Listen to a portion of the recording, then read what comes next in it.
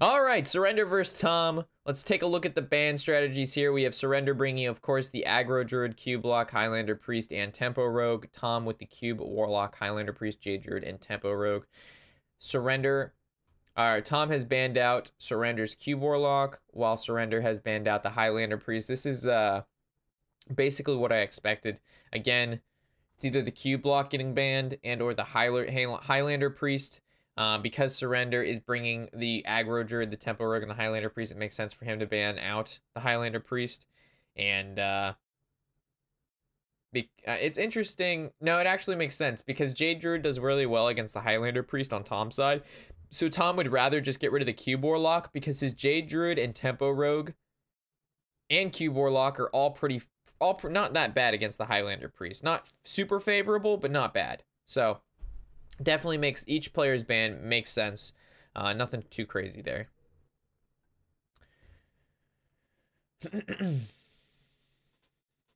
All right, heading into game number 1, we have the Tempo Rogue from Surrender against the Jade Druid from Tom. Wild Growth in hand feels good. We also see a Spreading Plague, which is thrown away. Surrender has the Deckhand South Sea Captain. We may see him keep the Captain because he has coin. The Deckhand is questionable. I don't think he's actually going to keep the Deckhands, but I think he's going to keep the Captain, only because he has coin. Normally, if you don't have coin and you have a Deckhand, maybe you can just keep one Deckhand, just make sure you pull out the patches and you don't draw them. But because, again, he has coin, I would expect him to mulligan away everything besides the Captain. Yep, makes sense. This is exactly what... Oh, the patches draw, and you can see some words being said on Surrender's side. I'm pretty sure that wasn't patches, I love you very much. I'm pretty sure those are the words that Surrender did not say, but he was very upset about that patches draw. As soon as patches was in hand, he said like a series of words, and none of which looked very good. All right, so Surrender, if he plays the Swash, he's going to know his opponent knows he has patches in hand, so we might see a slight smile from Tom there. Tom with the Wild Growth into Nourish, Spreading Plague, and the Spellstone. It's looking like Tom is a pretty solid hand. So the Swashbuckler comes down. We'll see if Tom gets a slight smile. Tom makes no actual movements whatsoever. Tom is actually, he looks actually more sad now that he saw his opponent having patches in the hand than if he wouldn't have played anything at all. I would have at least smiled. There is nothing. Tom's face is expressionless. A strategy.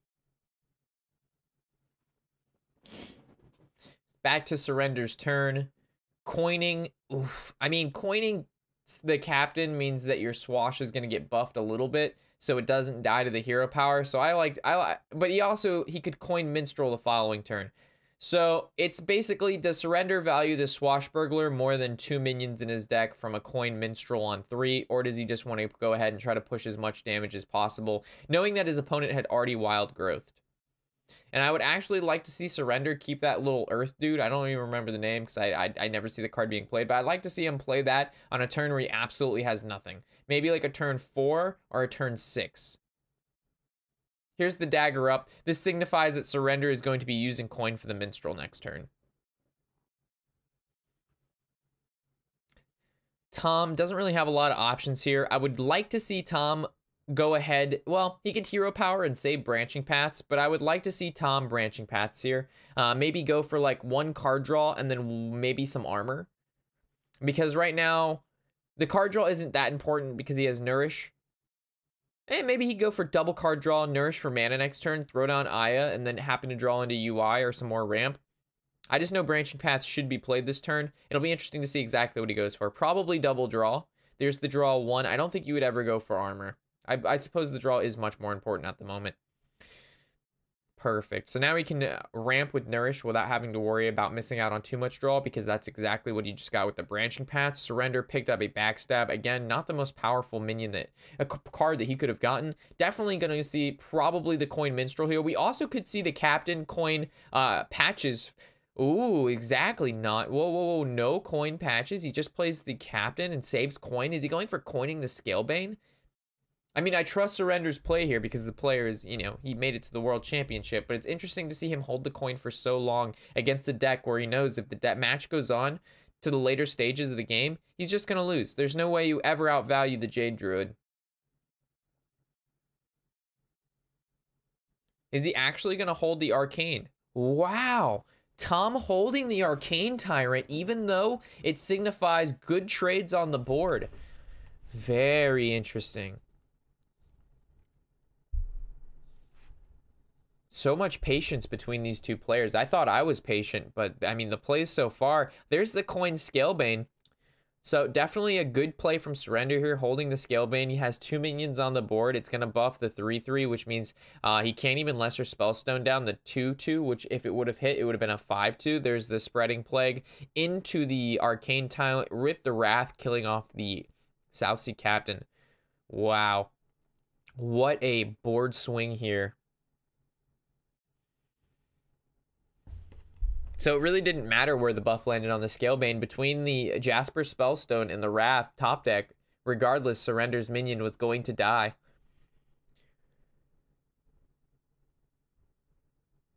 Too far away from Bone Mare. Backstab doesn't really do a whole lot. We know Scalebane is going to at least trade into one of these 1/5s. I mean, this is a tight spot to be in for Surrender, and I think one of the reasons is he waited so long to start building up the board, but I mean, his hand really wasn't that powerful. He tempoed out the biggest card in his hand to try to get as much board swing as he could with the Scalebane, but it didn't work out due to the fact that Tom had the Spreading Plague right there and was able to also kill the Captain. If the Captain was still around, maybe I would say there was a chance that Surrender could pull back the board because the Captain would be able to trade into an additional Spreading Plague, but that Wrath top deck was huge. There's the Forbidden Ancient. This was what I was talking about earlier. I definitely would liked him to play this when it was at least a 4/4 or 5/5, which guarantees that this is going to be a sizable minion that both can't be swiped and or spellstoned this early. So good play for some Surrender. Knowing that he didn't really have any great card to play on turn 5, you know, a 5-mana 5/5 still gets the job done. Aya dropping down. Does he trade into the Scalebane? I would like to see the 4/4 get traded into the Scalebane.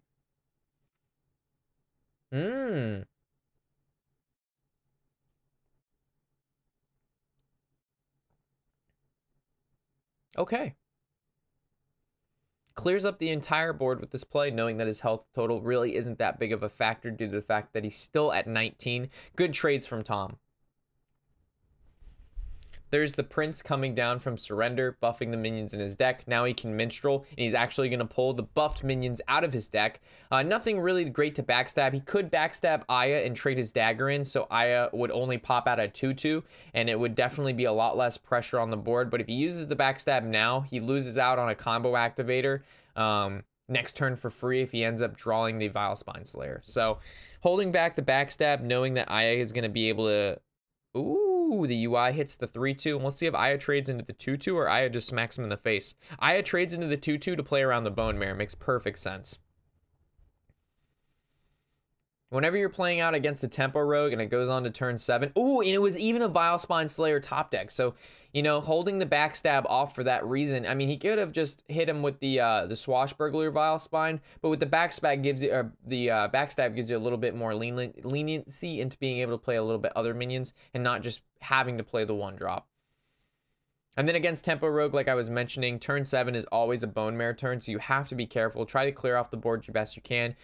Tom, he knows Tom isn't going to win this game through smacking his opponent in the face for just 5 with an IO 1 turn. It's going to just be playing Giant Jades and then getting enough armor to the fact and clearing the board enough times that Surrender just runs out of value. Jade has infinite value. Tempo Rogue does not. This is why the Tempo Rogue needs to be the aggressor in this matchup, and Surrender did not have an aggressive start. Surrender's trying to come back here with the board clears, put some sizable minions on the board, but Tom's hand is just immense right now. We've got Jade Behemoth UIs, swipes, we've got Malfurion, we already have idols, we've got the Ironwood Golems. I mean, whoo! Tom has a stacked hand, so how does he want to start throwing down these minions? I personally like playing as many Jades as possible, so I would like to see the Jade Behemoth, Jade Idol, Jade Blossom. That's 3 Jades you get to play in a single turn, and it fills up your board, which is quite annoying. The only way that Jade Druid ends up losing this matchup is if they're able to swarm the board with minions that get Bone Mared and cards that get buffed from Prince. So we see the Jade Behemoth, Jade Blossom, Jade Idol come from Tom. Exactly what I was thinking. We had to, you know, fill the board up with as many Jades as possible, get them ramping so they were able to trade into the Tempo Rogues minions and just control the board. We know Tempo Rogue has very little AoE. If it doesn't have any AoE, has very little single target removal. Sometimes they run Cold Blood, which allows them to buff smaller minions to trade into some bigger minions. But if your whole board is 5/5, 6/6, and 7/7s, it doesn't really matter what the Tempo Rogue does. You're always going to be able to beat him out with Jades.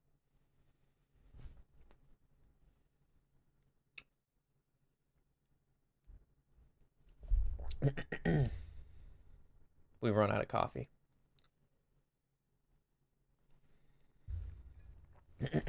I mean, Surrender is in a super tight spot. The Malfurion pickup from the Swashbuckler it's actually really big, but it's not as big based on, you know, where the board state is at currently. So Patches gets played. The Vile Spine is going to be able to trade into the Jade Behemoth. He's going to go off and kill the 3/3, so he doesn't have really nice trades into this Vile Spine. At the moment, he's either going to have to cast spells or trade in both minions because his hero power doesn't do it. He could go off and like Malfurion for 3 and then trade in with his 4/4 and then trade in the 5/5, generate maybe 2 spiders, which is actually super annoying. Ooh, that's actually a pretty spicy play. Or you could just trade in his 5/5 hero power, take 8. But what I would like to see from Tom right now is maybe go with the Malfurion into spiders and then the hero power in, well, no. The Jade Behemoth, swipe face, trade in 5/5, trade in 4/4. This is a much cleaner than what I was thinking. He gets to develop the board and doesn't take any damage face. Heads up play from Tom right there. My eyes were set on Malfurion. His eyes were set on much better things. Go ahead. Free Corridor Creepers. 6/6 Thick Daddy on the board. Knowing that the 6/6 is probably going to be one of the biggest cards in Surrender's decks, and on top of that, the Jades are 6/6. After this turn, it's going to be very, very hard for Surrender after he loses this 6/6 to come back. So this is where Tom really needs to keep the pressure high to make sure that Surrender doesn't swarm the board. Because this is basically, this next 2 turns of Surrender's biggest board swings.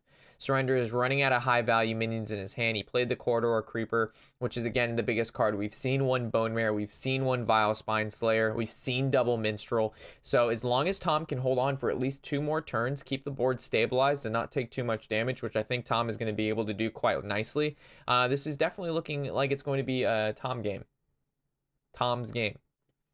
Surrender was thinking about the Malfurion there, maybe going into Spoders, but at the same time, he definitely, if he goes with the Malfurion, he's not playing as many minions on the board that have high health totals, which is able to basically trade into Tom's stuff at the moment. So we'll have to see what Surrender's mind is at. Definitely a very hard play coming up for Surrender here. I mean, it's a tough spot to be in. The longer the game goes on, the bigger the Jades get. And the more Tom can kind of sit back in his seat and relax. What's up, Double? So there's the Malfurion into the Spoders. This is actually not too bad because Tom's going to be able to swipe one and hero power another. Or he could Jasper Spellstone and then trade a small minion into it. Yep, so there's the Spoders, heads up play from Surrender. A lot of players instantly always go taunt. I love the Spoder play here. You always have to keep the Spoders in mind, guys. When you Malfurion or when you play these Druid of the Swarm, keep in mind that Spoder is just a pick away. You, your two, can have some Spoders on the board, and Spoders are spooky little guys.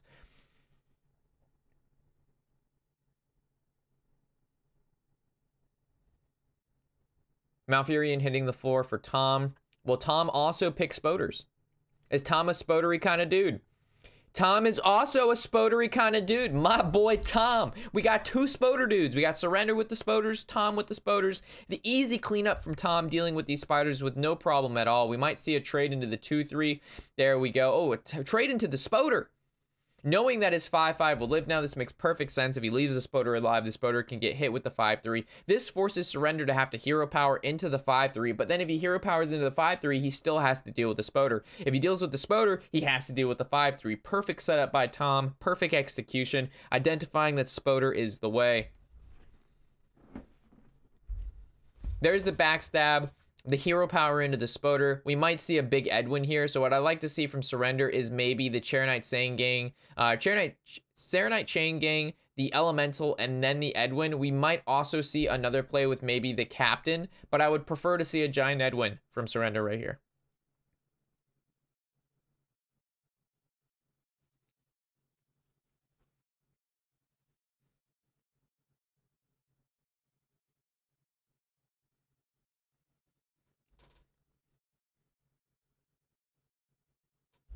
There's the Serenite. Does he go ahead and play the Flame Elemental? He knows he'll be playing into a Spreading Plague if he goes with the Flame Elemental to make a Giant Edwin. But at this point in the game, you have to just take risks. You're getting to the late game against Jade Druid. There's the Spreading Plague top deck from Tom. Oh, baby. That is exactly what Tom wanted to see and exactly what Surrender does not want to see. Wow. That was a thick draw right there. Oh, Tom decides he doesn't even want to go with the Spreading Plague. He don't even care. He don't even care. He's just going to go with the Fandral into the Jade Idol, shuffling them into his deck, creating a 7/7, going with the Nourish, which is going to allow him to draw 3 more cards to play. Wow, he gets 2 more Jade Idols from that. Doesn't even need the hero power, not scared of dying. I wonder if Surrender is a Shadow Step away with Leroy from winning. So we have 12 damage, we have 13 damage, 14 damage, 9, 23. That'd be 25 damage coming from Surrender if Shadow Step was picked up. But Tom is sitting pretty at 27. So it was 2 damage away from being able to have lethal if Shadow Step was picked up. For example, let's say that South Sea Captain was a Shadow Step and he picked up the deckhand. That's actually just lethal. Tom left himself open for a really big play that he didn't need to be left open to. And I think that's what Tom is doing right now. Like, you can see the kind of the frustration on Tom's face, knowing that he left himself open to a Leroy Shadow Step South Sea Deckhand combo. And I know that Tom's play currently pushes Surrender into lethal this turn, but would you have rather not had 100% at the end of the game rather than just taking, like, he took a small risk there. Granted, most likely your opponent's not going to have that 3-card combo, but there was no way Tom was ever losing that game if he just played it a little bit slower. You know what I'm saying? Oh, there's no charge. You're exactly right, Dingle. There was no mistake. Tom was 100% correct. You're exactly right, Dingle. Wasn't thinking about that. So, Tom goes ahead and pulls a win with that Jade Druid. Surrender kind of looking a little bit spooked there, taking a sip of water. Tom, hands in his head. I wonder what Tom is thinking about. I would definitely be pretty excited about pulling off my first win against Surrender. It definitely gives you a huge leg up in this particular format. And also, it's definitely having a relief being at least a win ahead of your opponent in the semifinals of such a big tournament. So moving into game number 2.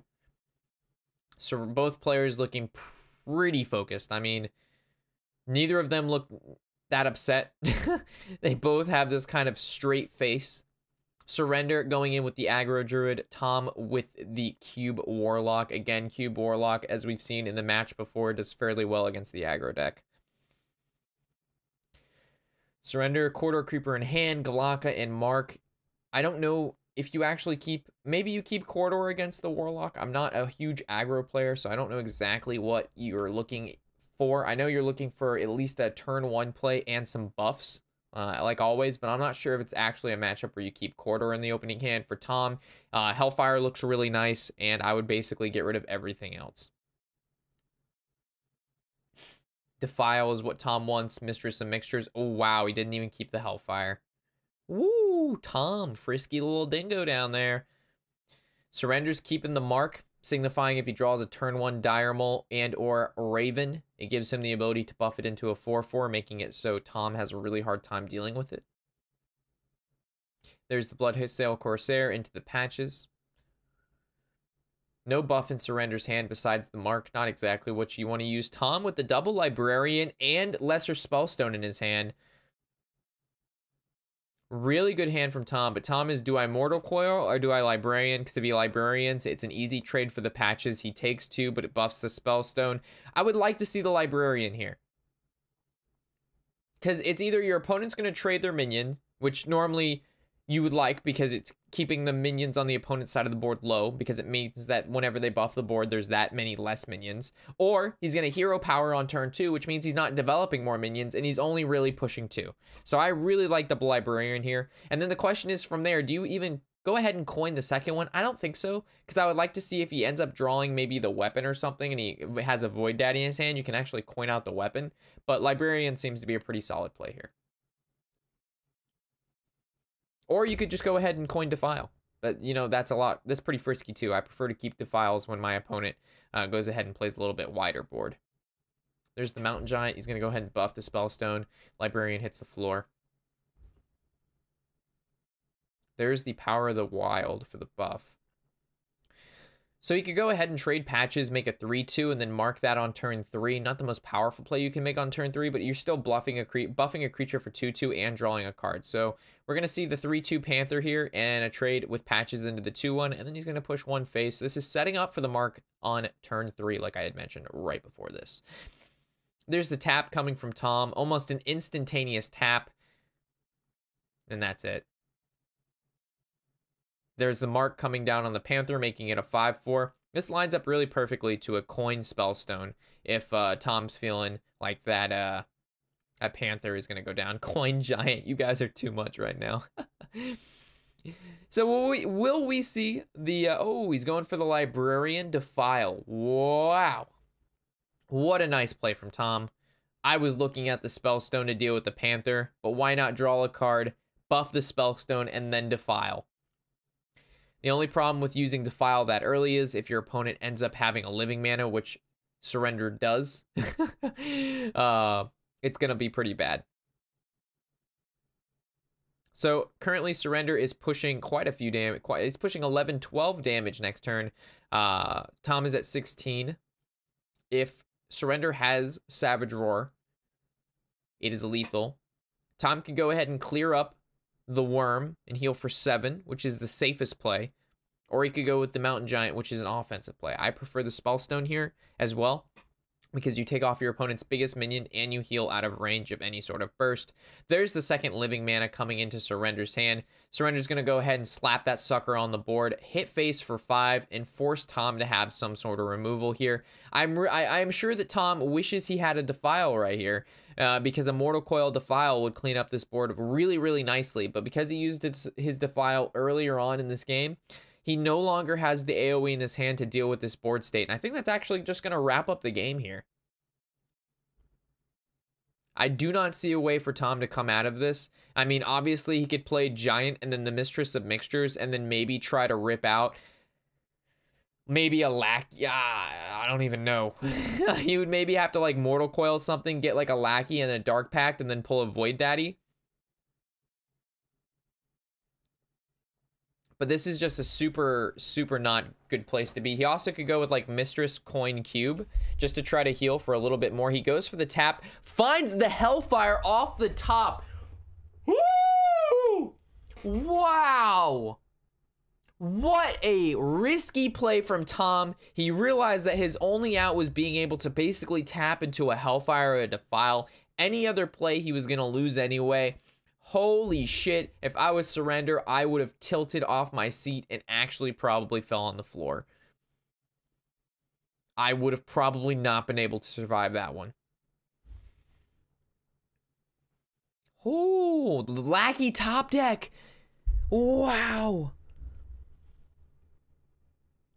But Tom is still back in the same situation he was last turn because of the living mana follow-up. Look at Surrender with the sly smile. He's like, hey, buddy, you're going to tap into a Hellfire once because I'm pushing lethal. But are you going to tap into a Hellfire again? I don't think so. I don't think so, Tom. Tom's like, yeah, boy, I'm trying to figure out the best possible play this turn. I got nothing in my hand that does AoE. The best I could possibly do is maybe try to Mistress into a cube. But technically, he's still alive if he does this play, but he's dead next turn. He knows the tap into Hellfire is not happening again. He knows that's not going to happen into another one.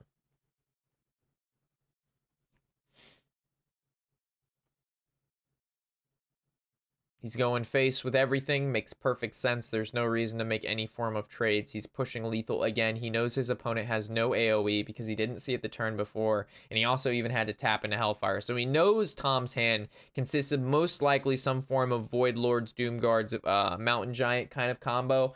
No smaller minions or they would have been played.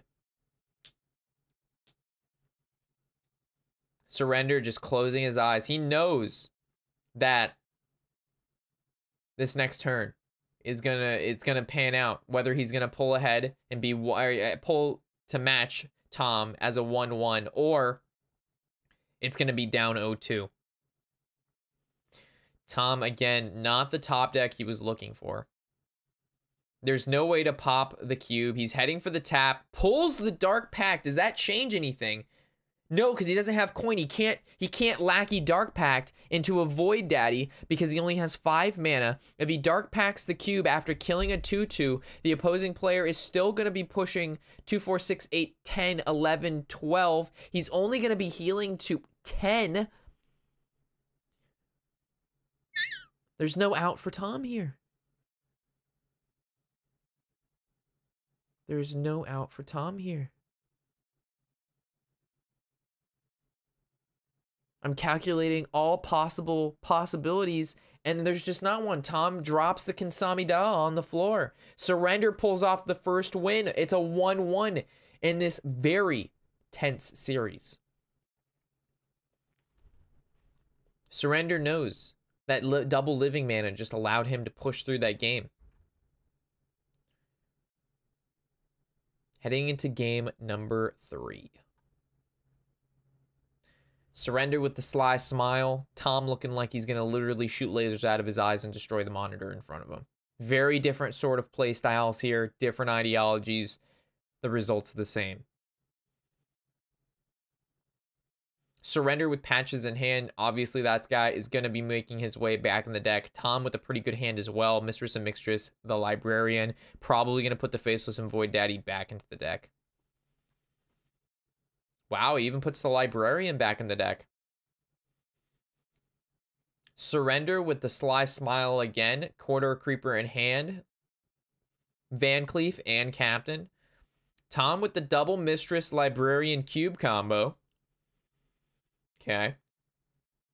Patches was drawn. Again, some words were said by Surrender. Again, I highly doubt they're, hey, Patches, I really like you. I think he's definitely getting more and more annoyed at Patches. Probably going to have to do a one-on-one with him after this tournament. But we'll save that for another day. It's just basically ruined Surrender's turn 3. Because normally against the cube lock or any against a lock that plays Mistress on 1, you'd go like Captain and then trade Patches into the Mistress and Mixtures. But now Surrender can't trade the Patches because it's in his hand. So Surrender definitely needs to find out whether or not he wants to play the Patches now or later. I would prefer just to go ahead and hold it. You're going to backstab Van Cleef on turn 3 just to make a 4-4. And then on turn 4, you can actually go ahead and Captain into the Patches to deal an additional 2 with charge. And then by then, if he clears off the board, you've got Quarter Creeper as a backup, right? So I would like to see some patience here with Surrender, and just know that he's going to be able to backstab Van Cleef on turn 3. Looking at Tom's hand, he could go ahead and just go ahead. He could just go ahead and tap, or he could go ahead and Librarian, or tap and then coin Librarian. But I don't think we're going to see that. We'll probably just see the tap and go face for 2.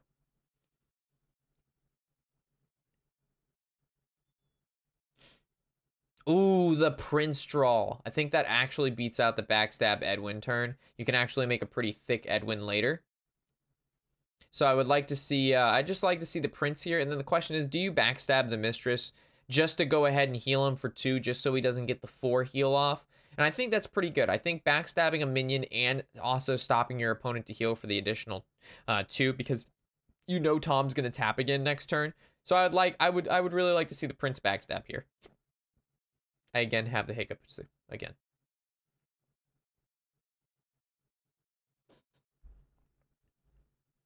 Definitely a very hard turn for Surrender.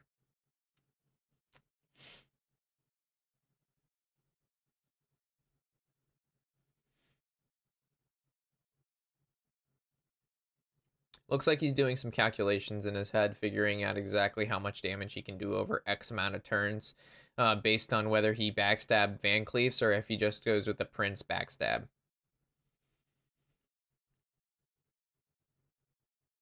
There's the backstab. There's the Edwin. It looks like he decided that he's going to do more damage with the Edwin backstab than he would if he just played the Prince. It's interesting that he would go with the Edwin this early on, knowing that his opponent doesn't actually run Siphon Souls. I guess it's a hedge against cards like Mountain Giant, and it puts a little bit more pressure than the Prince, as the Prince was only at 2 and Edwin's a 4. But you have to think about, if you play the Prince earlier and you save the Edwin for later, you make a big Edwin on maybe like a turn 4 or 5 where normally you wouldn't have as much.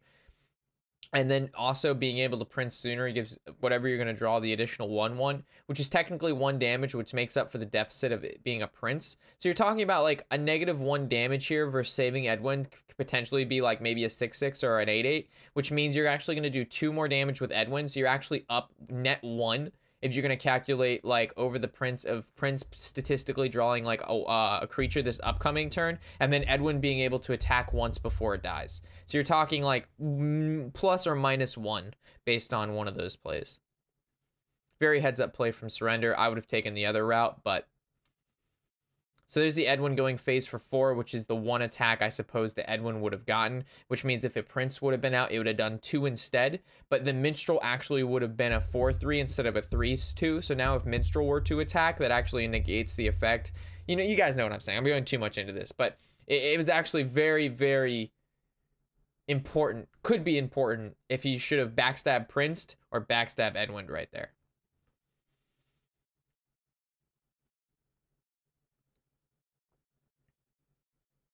So right now he can go South Sea Captain, Patches, or just the Prince attack with weapon, Redagger. I like the Prince attack with a weapon, Redagger.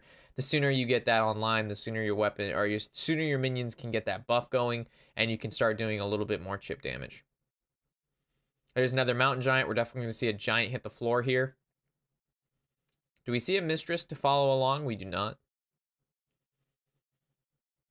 There's a Corridor Creeper. Now Surrender has to figure out whether or not he ignores the Mountain Giant or whether or not he decides to plow through it. I would like to see a Patches into Minstrel here, and then I would probably just go ahead and ignore the Giant. Surrender looks like he's about to explode. How you doing up there, Surrender? You doing okay, buddy?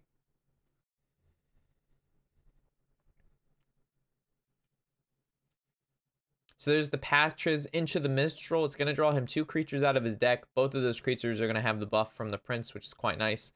The Leroy, which should actually come in hand. The Karen, which is an interesting card. I actually haven't seen that in Tempo Rogue in quite some time. I still think the Karen has a soft spot in the Tempo Rogue because it makes it so difficult to remove, which allows the card to get bone marred 9 out of 10 times. Whoa, whoa, whoa. Whoa. Yeah, that's what I like to see, Surrender. That face is the place I would have not liked to see the trade. He could go ahead and trade into the Mountain Giant to hedge against the opponent having Defile, which is exactly what this trade does. It makes it so he cannot Defile and kill off both the 3/2 and the 2/2 Prince from Surrender's side of the board. There's a Hellfire being picked up. Defile is in Tom's hand, so I really like the trade with the Patches.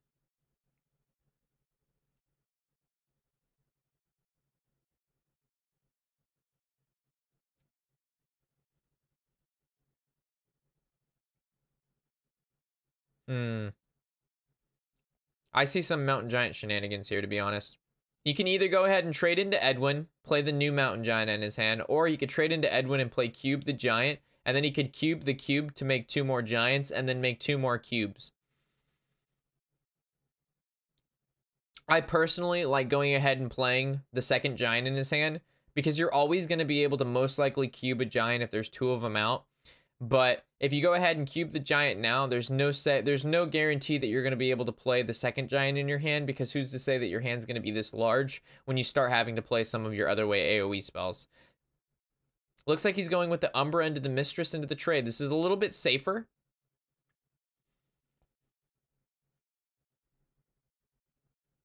This is a little bit safer. So now this forces Surrender to trade into Umbra, which means the Giant has a high chance to live here. But it's actually not going to live here. We could see the 3-2 into the giant. We could see the prince into the mistress. And then we could go throw down a corridor creeper for free. And then we could vile spine down the umbra. Perfect. This is exactly what I was thinking.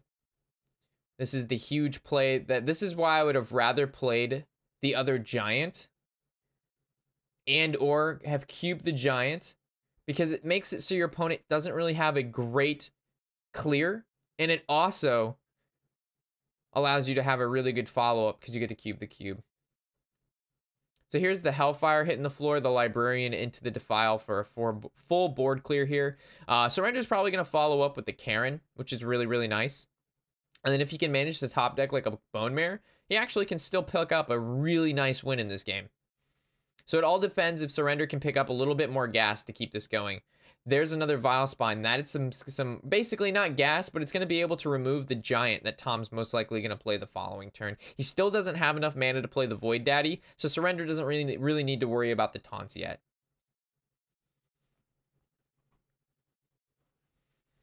I would definitely like to see the Karen come down, and I would probably like to see him hold back on the dagger trade, because next turn we could go like South Sea Captain Slayer, and he may need the dagger trade into maybe like a Librarian to make sure the Librarian doesn't trade into the Captain. Then he can like Mortal Coil from Tom. But we're thinking like 2 turns ahead. Ooh, he's going to go ahead and use the dagger. So now if Tom decides he plays the Librarian, Surrender will not have a good trade against it. Oh my god, what a pickup from Tom. Tom gets the Lackey off the top, which means he's going to be able to Lackey into Dark Pact. And if he gets a Void Daddy, that completely shuts down Surrender's damage for at least the next 2 turns, because he's going to have to Captain Slayer into Void Daddy and then 5/6 into Void Walker. And then he's going to still have 2 Void Walkers on the floor, allowing him to be able to play the Mountain Giant without knowing that he's going to die. And once the Mountain Giant's out, he's going to be able to cube the Mountain Giant and or play the Void Daddy of his own that didn't come from the deck. So Tom, with that pickup, was just basically able to bring this back if the Void Daddy is released. Because if a Doomguard comes out, the Doomguard doesn't actually kill the Karen.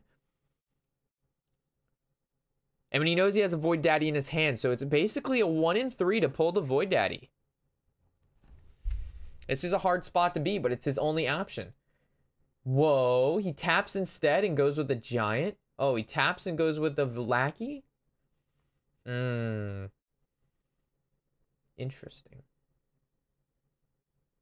Wow, that was super. That was a...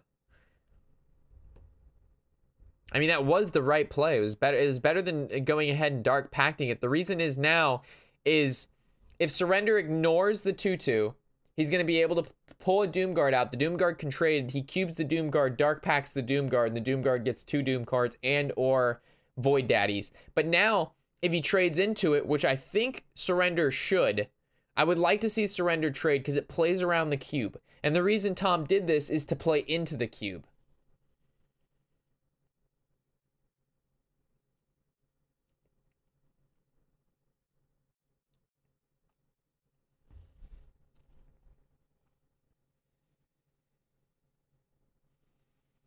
Surrender is so close to lethal. There's the Captain into SI into Karen face. This is not going to be good for Surrender. This is going to be really bad if this pulls a Void Daddy. Again, Tom's list, I'm not sure if it run. I thought it ran the Doom Guards, but it could just run the double Void Daddies. There's the trade. Here's the Void Daddy. We're going to see the cube. We're going to see the Dark Pact. We're going to see 3 more taunts. Surrender knows he done fucked up, especially if the cube hits the floor. I mean, it was so very important to pop that Lackey to be able to kill the Void Lord so you can deal with the Void Walkers, and then there's no good cube target. But because Surrender ignored the 2/2, he was able to get the Void Daddy on his turn, so he's going to be able to cube it now. On top of that, he's going to also be able to Prince and then cube the Prince. Or cube the Void Daddy's Prince. Oh my god. This just got so locked up. This is inevitable. This Surrender, there's no possible way Surrender is going to be able to get through this type of wall that Tom put up. And it all came from that 2/2 play of not being able... or not choosing to attack the 2/2 to Vile Spine the Void Daddy to come out of it. Because when you would have picked that particular line of play, it's not the strongest play, but it's disruptive. And the only reason your opponent would play the Lackey like that and tap is because they most likely have a cube in their hand. And if they have a cube in their hand, they can't play a giant minion and cube. So they want to be able to pull the cube for them, pull a card from their deck to cube themselves, so they have enough mana to do that. So Surrender should have, instead making a power play of pushing damage, he should have went for the more disruptive play, which would have been able to kill the Void Daddy prior to the cube. But I mean, when you have $250,000 on the line, you're almost to the grand finals of the largest Hearthstone tournament of the year. I mean, you're gonna make some mistakes. I'm not sure if, you know, you can call that a mistake. Surrender's smiling, so I'm pretty sure he knows what, you know, where he could have gone a little bit differently there. But I mean, this game is all, it looks like it could be either side just because of Surrender's board is pretty powerful. But you have to keep in mind this cube at any point in time can be popped for 2 more Void Daddies, and he has another cube in his hand, which could actually just copy another Void Daddy to make 2 more daddies. And then you still have Faceless Manipulator, which could Faceless Manipulate another cube to make 2 more Void Daddies. I mean, there is more daddies in this possible game than we've seen in a while, folks. There is a lot of Void Daddies being thrown around. And Surrender's just kind of smiling and nodding his head, knowing that this all could have been avoided if you would have just killed the first daddy. Because once you let the daddy live, the daddy ain't going nowhere. And that game was wrapped up. Tom being able to pull a win out there. Deep sigh of release from Tom, knowing that the Tempo Rogue is out of the way. Tom is up 2-1 against Surrender. Let's go into match number 4 to figure out which of these guys can pull through to the grand finals. We have Surrender with the Highlander Priest and Tom again, or Tom with the Tempo Rogue. Looking at the hand, we have Double Swash, Shadow Step, Surrender with the Anduin in the opening hand, shaking his head, smiling. Surrender's just, it seems that Surrender's just happy to be here. Surrender's the type of guy, I think he's mentally capable of losing and being okay about it. However, Tom, I don't think is in the same pair of shoes. Tom's, again, it literally looks like Tom could shoot laser beams out of his eyes, and that would just be a normal thing for Tom. Surrender, however, it's all rainbows and unicorns with this guy. This guy's just happy. Surrender with the hard mulligan. I think he should keep Kazakis and Shadow Reaper.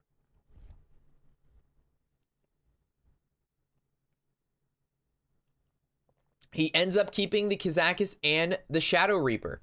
Nice play from Surrender. I like it a lot. Prince in the opening hand from Tom and Shadow Step. Holy moly.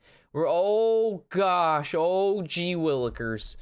The Prince Shadow Step Prince. One of the strongest openers that the Tempo Rogue can have against a slower deck such as the Priest.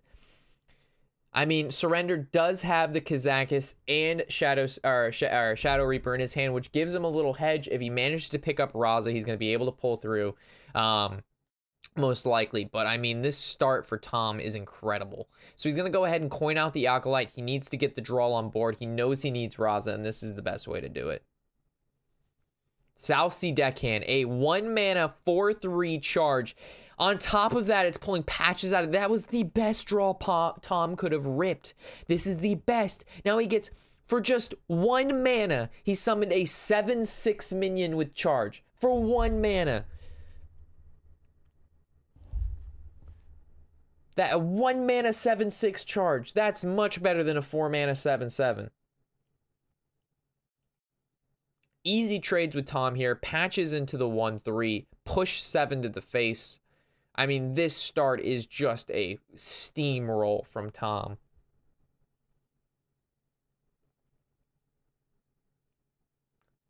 Surrender looks like he's more so entering the prayer position.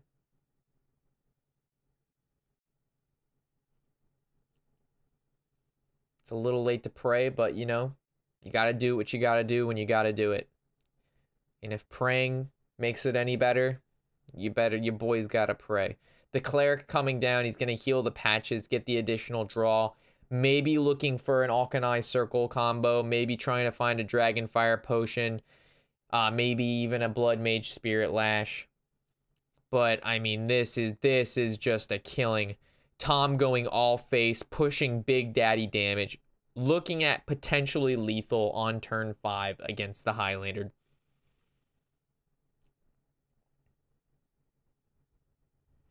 Galaka Crawler gets picked up for Surrender. Surrender leans back, decides he wants to think a little bit more. Also, the Binding Heal gives him a little bit more time. Also, the Wild Pyromancer could come into effect if these creatures weren't so thick from the double prints in the opening hand. There's the trade here. The Binding Heal to heal himself and the additional draw. I would like to see the Galaka Crawler hit the 4/3. Yep, that's exactly what Surrender does.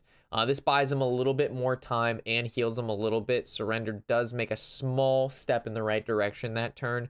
Tom's hand still pretty clunky. Double Bone Mare, Corridor Creeper. Nothing has really died. Corridor Creeper still costing 6 mana. We could probably niche that down a little bit if Tom decides he wants to trade away maybe the SI or patches into the Galaka Crawler. Also, the Northshire Cleric is an easy trade there. So it looks like he's going to go ahead with the Corridor Creeper trade and then just go in there with the 6 more damage. Does he dagger? The question is right now, does he dagger? I would like to see the dagger be held because you're not going to be redaggering on turn 6 because you're most likely going to be tempoing out Vilespine Slayer. So it's a good to hold the dagger here, knowing you're not going to redagger next turn. Surrender. Throwing down the Kazakas is probably going to go for the 1 mana potion, looking for at least deal 2 damage to everything and then deal 3 damage to a single minion and or gain armor.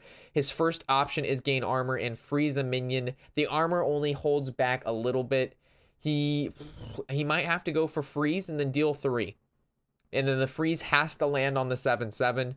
He didn't even get the deal damage to the board to clear up the 3/2 and the 2/1. This is absolutely brutal for Surrender. These are some of the worst picks he could have gotten.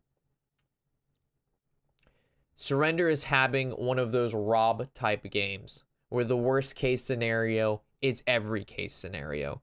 Every turn the opponent just seemingly has exactly what they need to succeed.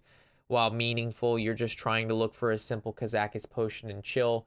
And what does it give you? Summon a 2/2 demon. Exactly what you're not looking for. I hate to see people having Rob RNG in the World Championship, but sometimes this game is very unforgiving. Let's see if the random freeze hits the 7/7. The random freeze hits the 7/7, allowing a Surrender to live 1 additional turn. You get +1 life, 5 points to Gryffindor with that freezing potion hit right there. That's exactly what Surrender wanted. It's not going to be what saves him this game, but it was why you would have picked the freezing end. It was to target that 7/7 to try to absorb as much damage as possible. Surrender, looking at this board state, even if Dragonfire Potion was drawn, it's not going to clear up the Scalebane. The double Bone Marrow in hand makes it almost impossible for Surrender to even allow 1 minion to live on the board because he knows it's going to get Bone Marrow. He's 1 turn off Scream. If he could have been able to coin Scream this turn, I would say there's a potential for him to make a comeback here. But no matter what Surrender plays here, he's not going to be able to get the 4 clear on a turn. There's no way for him to clear up this entire board. I mean, the best he could possibly do is like silence the creeper and then go ahead and Dragonfire. It's going to kill the creeper. It's going to kill the 5/1.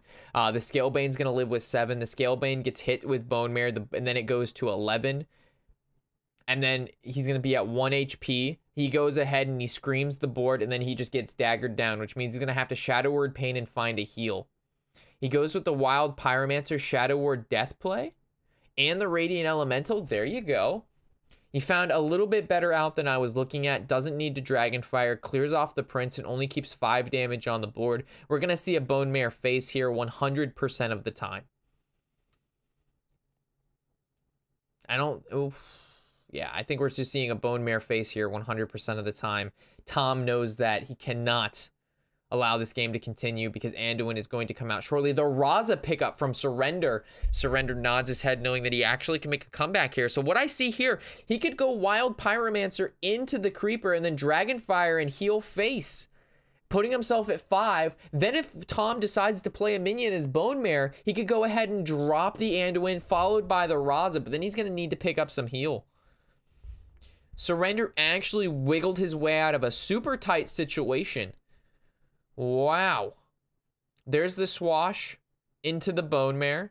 I would probably hold back on the Bone Mare and just go with the Corridor, because if Anduin gets played, you want that 3/3 to live so you can Bone Mare it the following turn. So heads up from Tom, identifying that, hey, let's hedge around him having Anduin because I can just Bone Mare the target anyway. Now Surrender knows if he goes and drops the Anduin, he's dead to 2 damage. Just dead. Actually, no, he's going to gain the 5 armor as well. So he needs 7 damage, which means he needs a top deck Leroy. But Surrender can't play around Leroy at this point. He's super far behind. He's already at 5 HP, 10 with the additional 5 armor that Anduin's going to give. There's the Firefly. He's going to live an additional turn. There's the Bone Mare landing on the 3/3. The 7/7 goes face. Again, Surrender is touching Death's Rim. Going to push him at 2. Definitely the Scream. The Scream has got to hit the floor, and then all that's left is to either draw or hero power. I would like to see the Novice Engineer Scream. Well, obviously you'd Scream and then Novice Engineer, because you don't want to put an Engineer in your opponent's deck because it's just going to allow them to cycle. So you want to Scream and then Novice Engineer. And then Surrender is going to be dead to 1 damage. South Sea Deckhand, SI Agent, Leroy Jenkins. All of which mean death. A simple 1 card away from death. Surrender is now in full praying position. He's calling upon Yogg-Saron, N'Zoth, Yasuyarj, and Cthulhu to give him the gift of life, to allow him to draw into healing, such as Priest of the Feast. Apparently, the gods do not like Surrender because the SI is the top deck for exactly the 2 damage that he needed to finish off the game. Match point goes to Tom, a 3-1 victory over Surrender. Tom is going to the grand finals along with Frozen. What a game.